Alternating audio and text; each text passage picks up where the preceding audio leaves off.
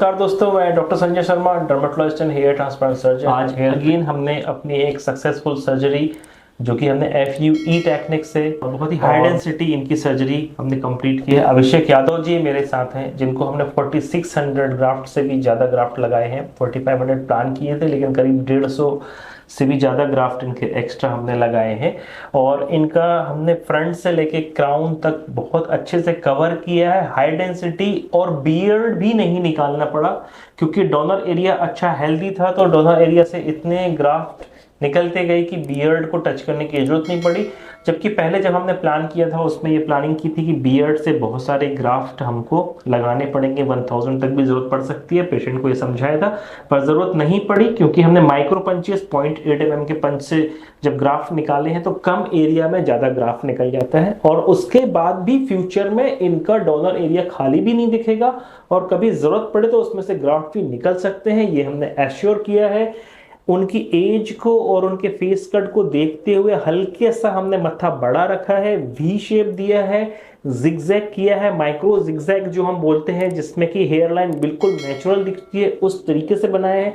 ऐसा इडीमा है, स्वेलिंग है, जिसके कारण थोड़ा ज्यादा हमको ऊपर दिख रहा है हेयर लाइन, बट ये रिजल्ट आने के बाद बहुत अच्छा लगेगा। पहले से भी इनका मत्था बड़ा था थोड़ा सा, हमारे पेशेंट ने बताया। तो आइए देखते हैं पेशेंट का एक्सपीरियंस कैसा रहा। अभिषेक जी, कैसा एक्सपीरियंस रहा आपका सर्जरी का? बहुत ही अच्छा एक्सपीरियंस रहा sir.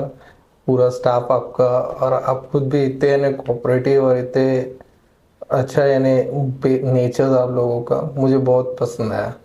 Thank you so much. तो शुरू में मेरा डर था हाँ कि सर्जरी के बाद मुझे बहुत पेन होगा, तो ऐसा कुछ तो था नहीं।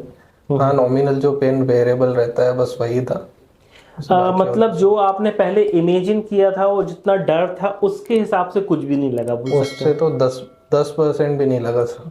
ठीक है दोस्तों, अक्सर बहुत ज्यादा आप सोचते रहते हैं सर्जरी को लेके, और बहुत बहुत साल तक अपनी आप सर्जरी टालते रहते हैं। अभी आप देखिए पेशेंट के अपने वर्ड्स हैं, जस्ट OT से बाहर निकले हैं, बोल रहे हैं 10% भी मतलब उतना नहीं है जो उन्होंने इमेजिन किया था। अच्छा अभिषेक जी, आप बताइए कि जब आपने अपना क्लिनिक को मतलब चूज करने में जब अपना डिसीजन लिया है, तो उसमें मतलब क्या फैक्टर थे हमारे क्लिनिक को चूज करने के बारे में, कहाँ से पता चला? सर मैंने तो हर जगह ही यानी मैं शुरू से 4 साल से सोच रहा हूँ कि मुझे हेयर ट्रांसप्लांट कराना है। और मैंने ये सोच के रखा था कि अगर मैं जब भी इन फ्यूचर अगर अपना ट्रांसप्लांट कराता हूँ तो मैं यहीं से रिव्यूज बहुत अच्छे देखा था आपके। अच्छा। और आपका नाम सर, मैंने तो जब फर्स्ट टाइम जब मैं कंसल्टेंस के लिए आया था तो भी मैंने कहा था कि मैं शर्मा सर से ही अपना हेयर ट्रांसप्लांट करवाने वाला हूँ। अच्छा, थैंक यू सो मच। अच्छा, जैसे अक्सर लोगों को ये डाउट रहता है कि क्या डॉक्टर ही सर्जरी करता है। पूछते हैं कि मैं OT में आया, मैंने सर्जरी परफॉर्म करी। जी सर, ठीक है। जितना भी काम था सब सर ने ही किए हैं और सर के अंडर में ही हुआ है। और इस बात की मुझे बहुत ज़्यादा खुशी है कि सर बहुत अच्छे से ट्रीट कर रहे थे मुझे सर्जरी के तौर पे। Thank you so much.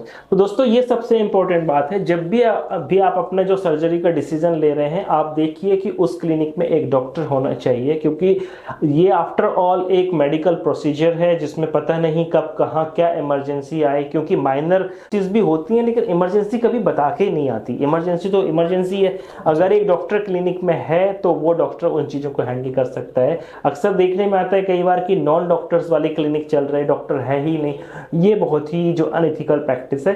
तो आप भी अगर हेयर ट्रांसप्लांट प्लान कर रहे हैं तो आप कंसल्ट करिए। व्हाट्सएप नंबर पे हमारे आप अपने इमेजेस भेजिए, हम आपको गाइड करेंगे प्रॉपर कितनी ग्राफ्ट लगेंगे।